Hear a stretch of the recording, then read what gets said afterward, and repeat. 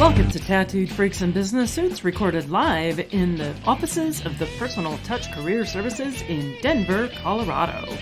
I'm your host, Donna Shannon. As a professional career coach, I help people navigate the hiring maze to get to jobs that they really love.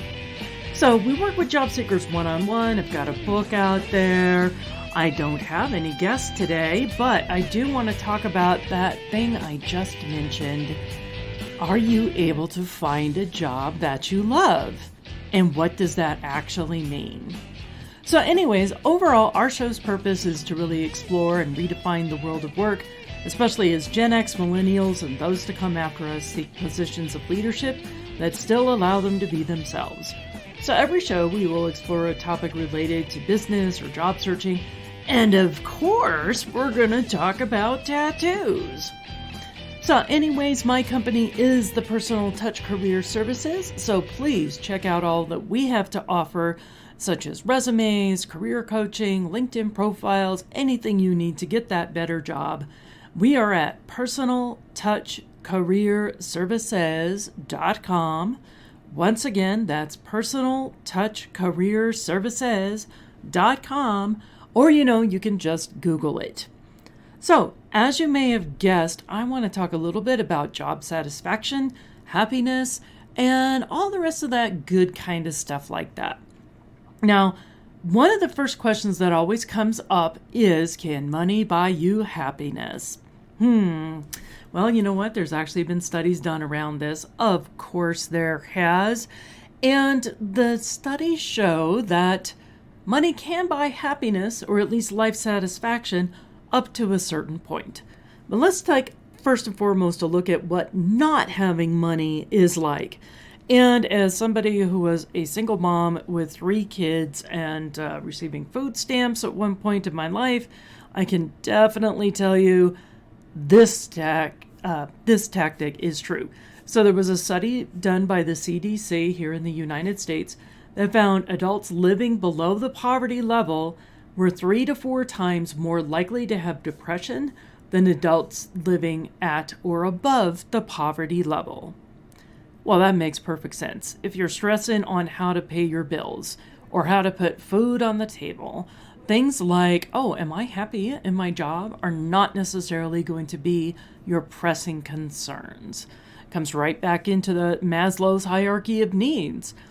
Bottom level, if you're not taking care of your basic needs, food, shelter, all the rest of that, you're not going to be going after the self-actualization stuff at the top of the pyramid.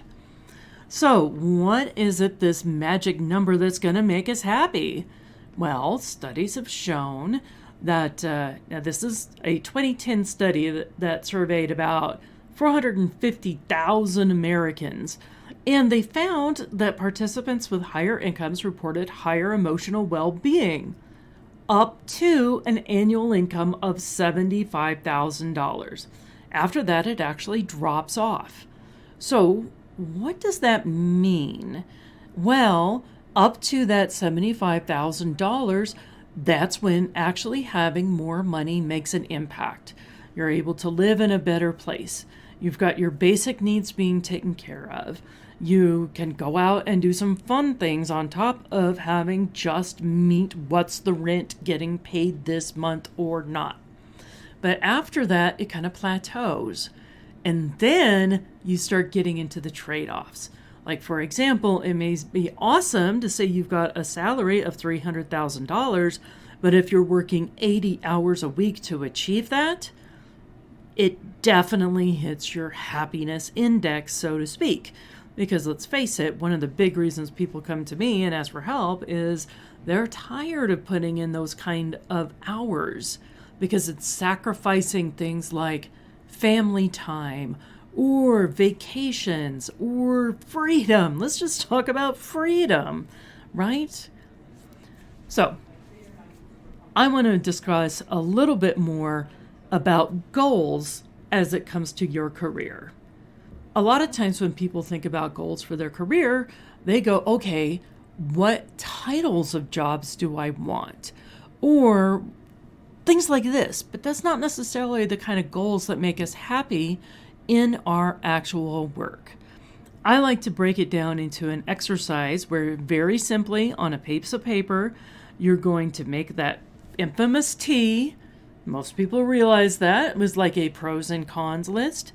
But instead of pros and cons, I want you to write down what you're willing to do and what you're not willing to do. And I want you to think about what is it that actually makes you happy or satisfied within a job. For example, I want you to write down very specifically what is your target salary range. And it needs to be very specific dollars. It can't be, I want to earn more money. It needs to be something along the lines of, I want to earn a salary of $100,000 to $150,000 on the base. That's important. Is this all cash, or is there going to be other considerations as well? On the flip side, what you're not willing to do, I am not willing to take a salary under $90,000 a year. Another example is, what about benefits? How important are benefits to you? And more importantly, which ones? In what's a drop dead requirement and what is just gravy? So for example, you might necessarily need medical, dental, right? Vision is gravy.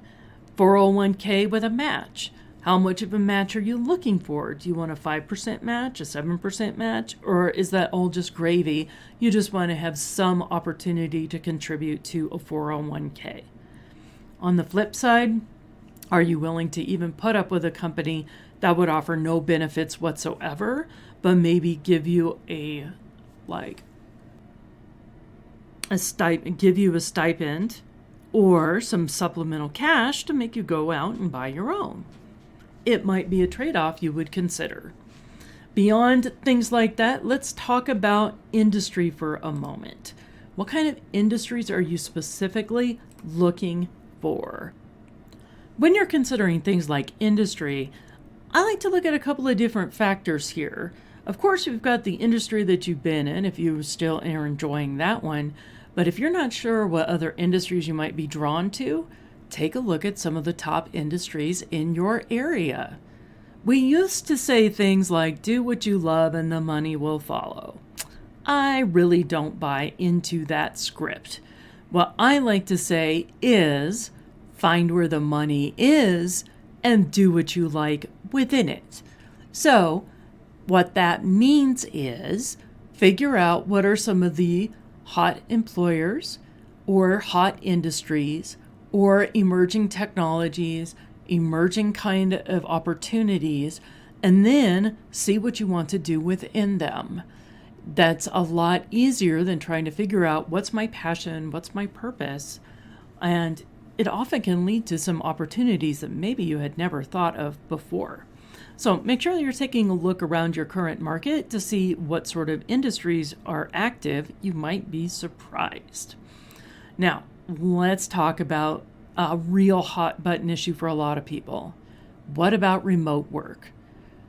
Since the pandemic, have you been spoiled a little bit and really enjoyed working from home? Or do you absolutely hate the isolation of having to never go into the office and never deal with humans because you're staring at computer screens all day long? Maybe you want the blended approach, half home, half in the office. There are no right or wrong answers. It's all about what's important to you.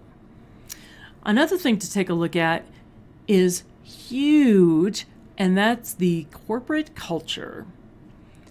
I like to point out a lot of the negatives on this one. So if you are not willing to work with a negative company culture, or that screaming crazy control freak who yells at people and throws things, that's an important thing to note in your I am not willing to do this column. It's kind of like a dating app. When you're out there looking for a job or trying to figure out your next move, we need to understand, okay, are we looking for somebody who wants to do long walks on the beach or maybe hiking in the mountains? Equally important, do you want somebody with similar political views? You need to make notes of those things, because one problem I see job seekers and dating people make all the common mistake is they talk themselves into the job, or they whitewash, what's going on with this other person just because they're so enamored with the glittering generalities. One of my clients came back to me recently, and she was quite upset with the company that she hired on, because when she was first hired, she was told that they were going to, it was a part-time position they hired her for, and then they were going to make her full-time. But things changed with the company, and they're no longer able to do that plan. And my client keeps saying to me, but they promised me that they were going to make me full-time within 2 to 3 months. And now they're not doing it. I'm like, okay, number one, they never put that in writing, so that's not a real contractual obligation. Number two, conditions changed for the business. It's not personal. They're not holding this against you. They're not out to break your heart on purpose. It's just business. And when conditions change, plans have to change. What this says to you as an employee, your plans can change as well. If you're not able to hang in there for a job that's part-time that might go full-time in 3 to 5 years, the answer is pretty obvious. You need to start looking once again. You actually have to let go of that expectation of what they promised so that you can move on in maturity and go, you know what? Things change. The company changed. This is not nearly as stable as what I thought. I'm going to go back to the drawing board now that I've learned something else about what I am willing and not willing to do, and really commit to finding that full-time opportunity and not settling or falling in love with the company when they're making sweet words during the dating phase, also known as the interviews. So those are just a few things that you need to be considering when you're talking about your goals for your job and what you're willing and not willing to do. The more specific you are about these criteria, the more effective it's going to be in your job search. The next activity I like to pull people through is what I call the 4 L's. So I want you to think about the actual functions within the job itself, your duties, your responsibilities. What are you actually doing day in, day out? We're going to put it into 4 columns. Do you love it, like it, live with it, or loathe it? So love it means you would happily do more of this. These are the kind of things that you would do even if people weren't paying you to do it. I fall into that category all the time. I love doing stand-up comedy, so I often forget to charge people for me to stand up on stage, because you want me to be on stage to do 10 minutes? I'm there.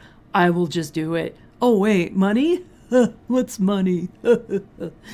Yeah, not really smart business sense, but I'm passionate about it and I love it. It's real hard to, make sure I get paid. Anyways, like it. These are the things I enjoy, but they're not necessarily my overwhelming passion. Live with it. I can do this if it's an essential part of the job. And loathe it. I would give anything to not have to do this ever again. Now, our goal is in your next position that you'll be moving towards the things you love and like, and less of the things, you have to live with or hate. But, we're grown-ups. We understand there's always going to be a part of a job that's not the funnest thing in the world. That's why they call it work. It's not called play. And just accept that.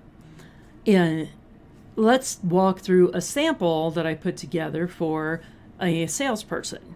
So in this case, the salesperson absolutely loves negotiating large contracts. They absolutely... 3, 2, 1. So in this case, the salesperson absolutely loves negotiating large contracts, working with senior level decision makers. Honestly, the thrill of closing the deals is the biggest thing for them, and even growing the territory, and also growing their paycheck at the same time because they're on commission. Like it? Well, they're okay with traveling 25% of the time. They kind of enjoy creating presentations. It's not a burning passion, but it's fun to put them together. They like to learn about new projects and products, and actually they enjoy the networking events. Live with it? Well, cold calling to unqualifying leads, let's face it, very few people find that fun, but they can live with it because it's an essential part of the job. Or creating very detailed or technical proposals, and the data entry in the CRM program, it's kind of like, whatever. Loathe it? Typical salesperson really hates the pointless administrative tasks, or hours and hours of desk work. Or many salespeople suffered, especially during the pandemic lockdowns, because of too many Zoom meetings versus meeting people person to person. So think about it. What really makes you happy in your job? What do you love? What do you like? What can you live with? And what do you loathe? It's really important to understand these things so once again, you don't sell yourself into a job that's a bad fit. I'm going to give you another example of a client I worked with. Now, this gentleman was a fairly recent college graduate, and he was trying to figure out what he wanted to do. He knew he wanted to do something with the professional sports world. So we're here in Denver, so possibly working with the Broncos, Colorado Avalanche, the Nuggets, any of those professional sports teams. And he had studied some things like sports medicine and sports business while he was attending college. So he's given himself some background there. And we're going through things. He's also got expertise in marketing. Really enjoys doing like the creative aspects of anything having to do with marketing and the messaging involved with it. So awesome. We could get him involved in the promotions team with one of the sports leagues. So he would be very happy with those kind of things. Or especially wants to work directly with the athletes. So when we talk about the things that he loved, that was diving deeply into those. But here's the thing. I found out about an internship program with Kroenke Sports. Kroenke is the people who own the Avalanche, the Colorado Mammoth, our lacrosse team, and the Denver Nuggets. And their internship program, it was in the sales department. So literally getting on the phones for 3 months, day in, day out, pounding, dialing for dollars, trying to get people interested in or selling them season ticket packages.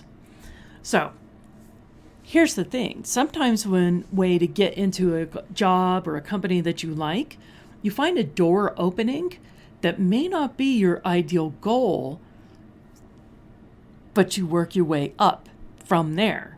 Classic example of, I first got my job in radio literally working part-time in the mailroom.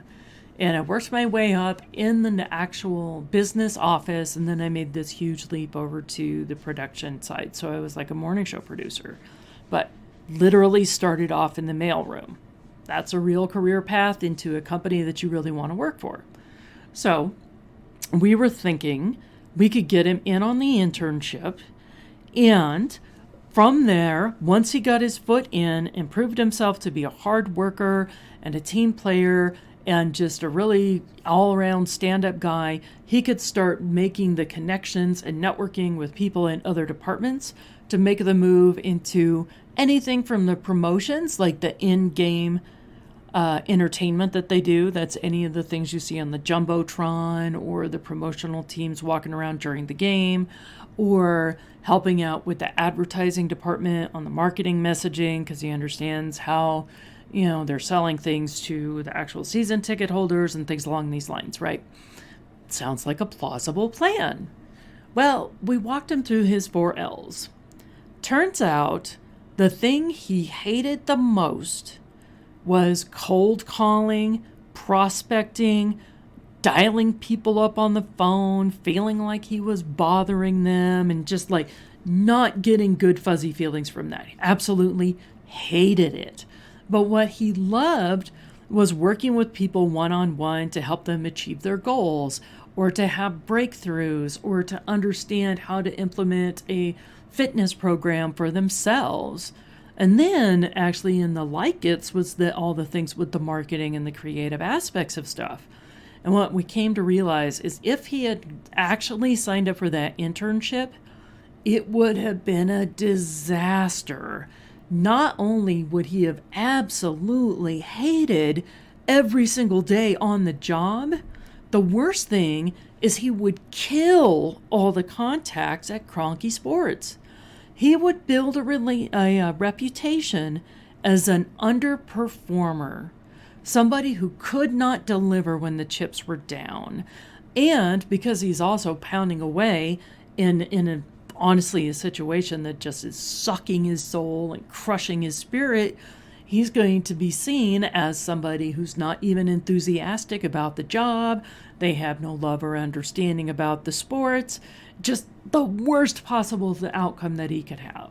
Obviously, we didn't do it. Didn't even apply. Ran like hell from that. But when we looked at those love-its and like-its for him, we started going, you know what? Probably what's going to be a better career path for you is something along the lines of a personal trainer, or working within like a fitness club, or something along those lines. A smaller organization where he could have worn many hats, expressed his creative chops, get involved in the messaging, understanding what really drives people in fitness, and why would they want to be purchasing this kind of stuff anyways? That was his area of strength, and that's what he enjoyed doing. Thank God we realized all of this stuff for him very early in his career so he could move towards things that he actually loved and liked, and a little bit less of the things he hated. Now, what can you do with all this stuff now that you have it written out? This can be your wonderful guidepost when it comes to evaluating job opportunities, whether it's investigating the company before you apply, or even walking in at the interview itself.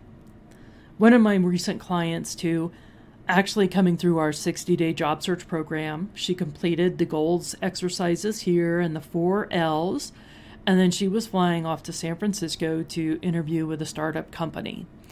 And she told me when she got back that she could tell this was going to be a good opportunity for her, because literally before going into the interviews with these people, she looked at what was she willing and not willing to do. She reviewed her 4 L's, and as they were talking about the positions, and this thing was a long interview too. This was a senior leadership role. I mean, target salary on the base was over $450,000. Serious player, serious opportunity. So literally staying there with them for a full day.